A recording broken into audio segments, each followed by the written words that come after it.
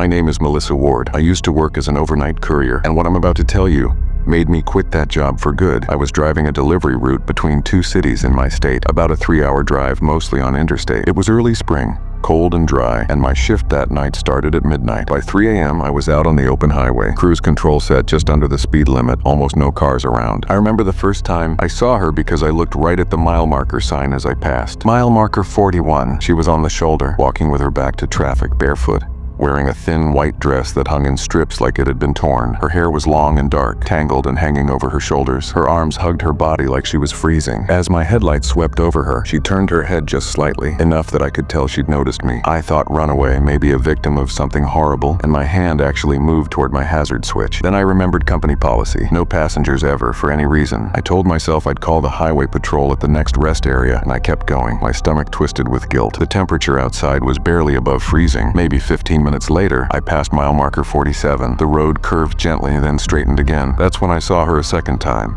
Same side of the road. Same shredded white dress, same tangled hair, same bare feet, heel striking the gravel shoulder like she'd been walking for hours. There was no way she could have gotten there on foot. I hadn't passed any cars pulled over. There were no side roads, no exits between those markers. But there she was. This time she was already turned toward the road like she'd been waiting. As my truck approached, she stepped closer to the white line, her face tilted up a little into my lights. Her skin looked gray, like there was no blood left in it. I couldn't see her eyes clearly, but her mouth was open just enough that I could tell she was saying something. I couldn't hear it through the cab, but I could see her lips forming the same word over and over. Help. I drove past her again. By then, my hands were shaking on the wheel. I turned off the radio because every sound felt wrong. The darkness outside the windshield seemed too thick, pressing in on the edges of the headlights. I told myself I was tired, that my brain was misfiring, that I was seeing patterns that weren't there. I focused on the green glow of the next overhead sign, on the clock on my dashboard. 3:27 a.m. The third time I saw her, she wasn't on the shoulder. She was in my lane.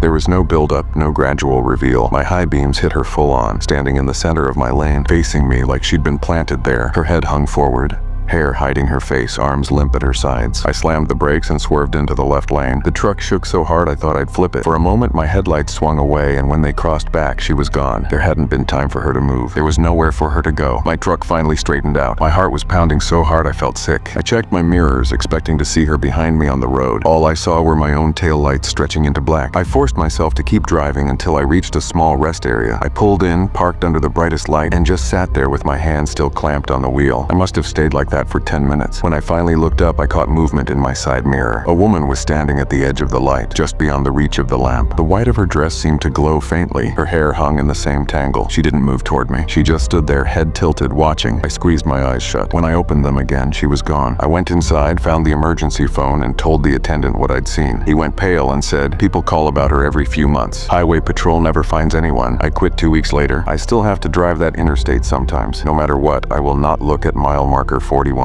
Because I know if I do, she'll be standing there waiting for me to see her again.